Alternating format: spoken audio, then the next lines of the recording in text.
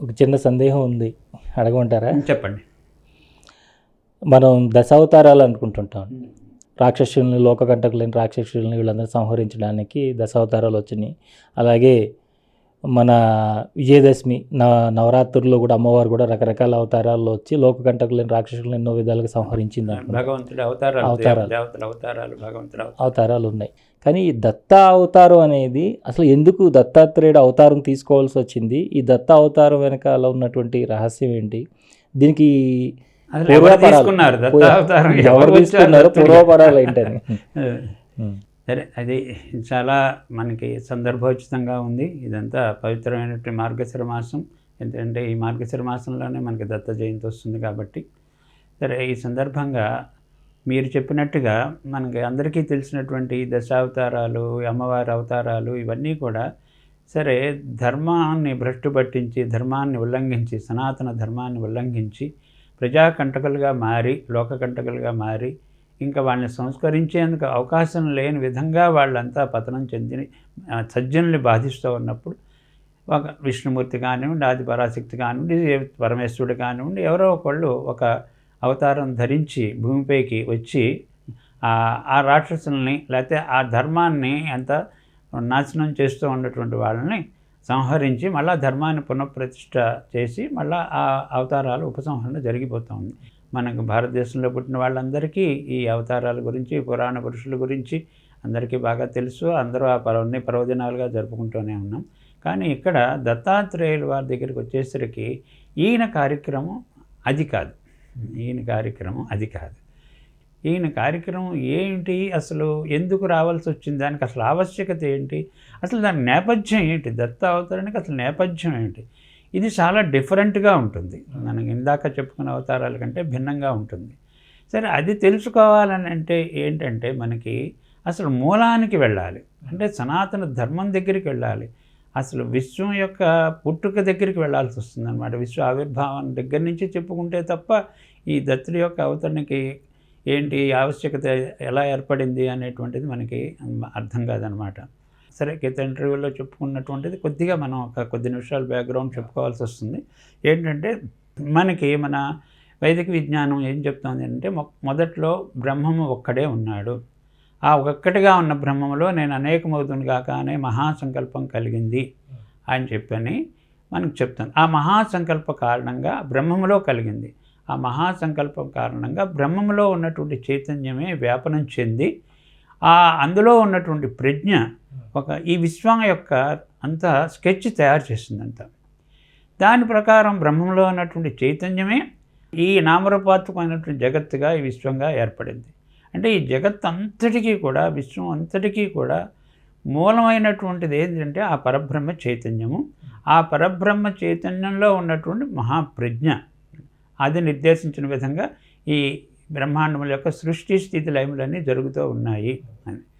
సరే, అయితే ఇక్కడ ఇందులో మనకి ఏమిటి ఈ సృష్టికర్త యొక్క సంకల్పం? ఈ సృష్టి చేయడంలో మనం జీవుల దగ్గరికి వస్తే సృష్టికర్తకు ఒక సంకల్పం ఉంటుంది కదా. 84 లక్షల జీవరాశుల్ని సృష్టించాడు ఆయన. సరే, అందులో మానవులను సర్వోన్నతమైనటువంటి పరిణామ క్రమంలో ఉన్నత స్థితికి వచ్చినటువంటి వాళ్ళు. సరే, వాళ్ళకి ఏంటి అంటే ఈ ధర్మం అక్కడి నుంచి ప్రారంభమవుతుంది. ఏంటంటే ఒకే పరమాత్మ జీవులందరికీ ఆత్మగా ఉంటాడు కాబట్టి అందరికీ సుఖదుఖానుభవాలు ఒకే రకంగా ఉంటాయి. కాబట్టి ఎవరైనా మేము సుఖంగా ఉండాలనే కోరుకుంటారు, దుఃఖం రాకూడదనే కోరుకుంటారు. అయితే అందరూ సుఖంగా ఉండాలి, దుఃఖం లేకుండా ఉండాలంటే ఎప్పుడు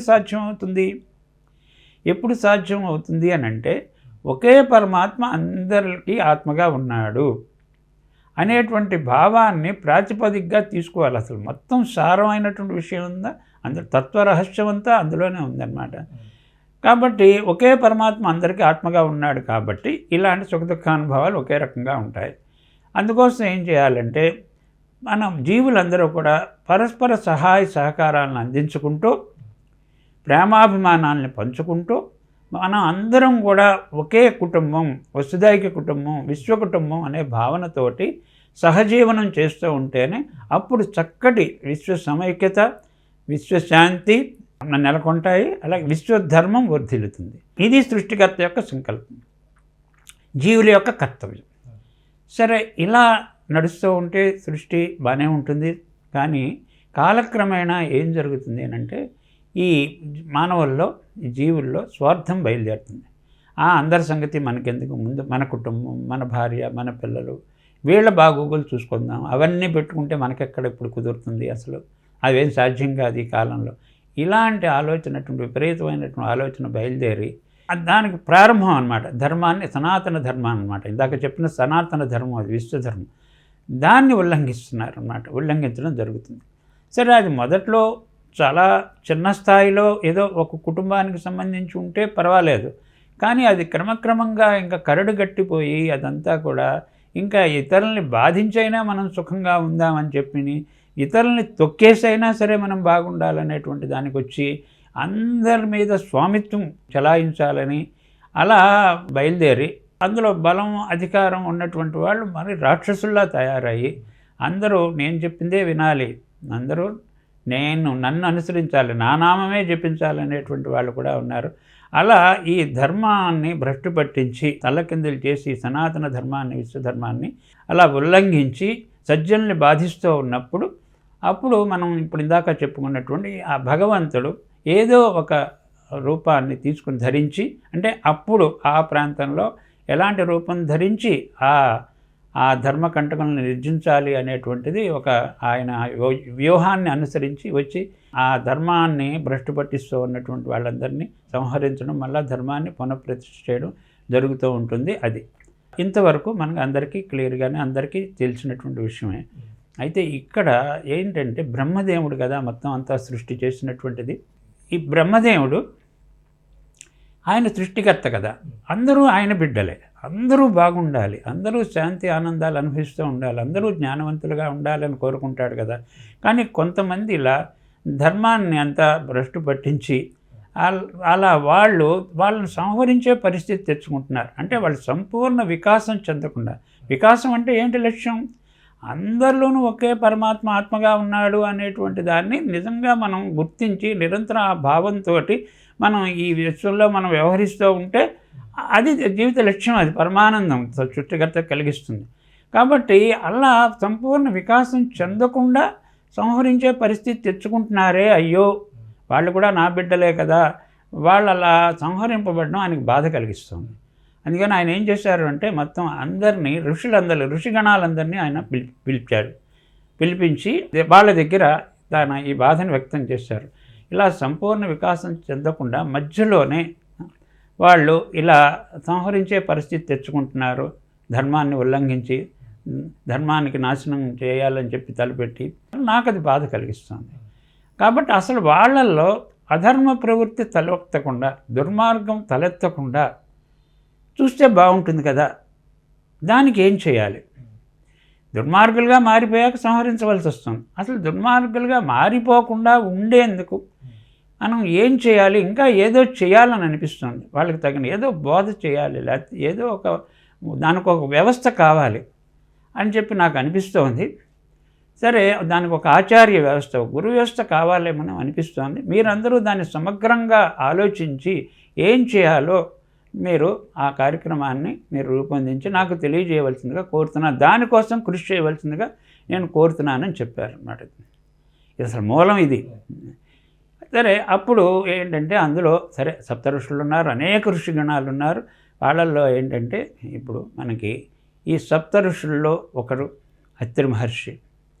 ఆయన బ్రహ్మమానస పుత్రుడు. ఆయన సరే, మళ్ళీ బ్రహ్మమానస పుత్రుడు అంటే ఏంటండి, నేను మళ్ళీ మనం ఎవరైనా అనిపిస్తుంది తెలుసుకుందామని.